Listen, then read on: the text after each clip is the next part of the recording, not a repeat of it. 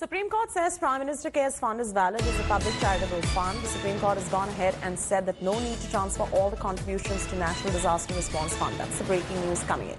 Petitioner had claimed the Prime Minister Cares Fund was set up in violation of the legal mandate under the DM Act, as per which any grant made by any person or institution for the purpose of disaster management should be compulsorily credited to NDRF. That is the latest coming in right there. Prime Minister's Care Fund upheld. That's the latest news coming in. Anisha is now joining in for the very latest. Anisha, Supreme Court has upheld the validity of PM Cares Fund. If you could get us more details on this and what the petitioner had actually challenged in the Supreme Court.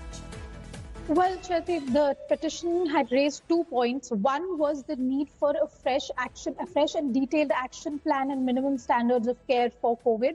Second was, why is it that when the NDRF exists, the PM Cares Fund was created, particularly since the Disaster Management Act clearly says that any funds required for disaster relief are to be credited in the NDRF. The Supreme Court has answered both questions in favor of the government. First, they have said that the action plan as well as the minimum standards of care that were prescribed in November 2019, when the last action plan under the Disaster Management Act was created, are valid enough for COVID. They have enough leeway to tackle coronavirus as well.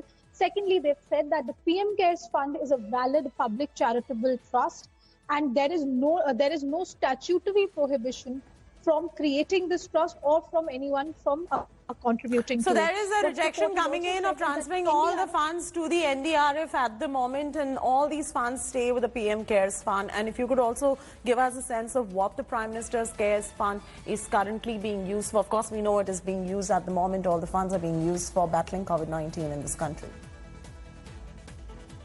I think the PM Cares Fund was specifically created when this coronavirus outbreak happened for contributions to tackle this. Now, according to the government, all the funds that have come in have been used for either medicine, COVID testing, equipment, hospital like the creation of these various hospitals and testing centers, quarantine centers, and even for migrants.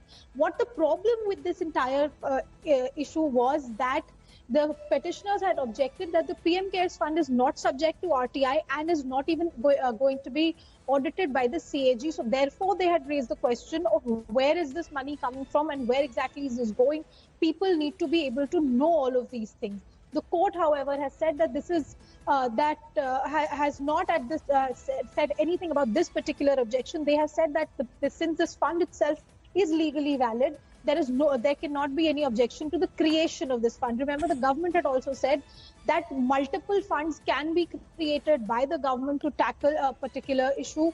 Just because the NDRF exists does not mean other funds cannot be created where people and as well as institutions. Remember, what is most important right now is that the court as well as the government has said that not just people individually but also institutions can contribute. All that we've seen in the last few months about corporate funding. All right, we're getting more breaking news coming in, Anisha. Thanks for this.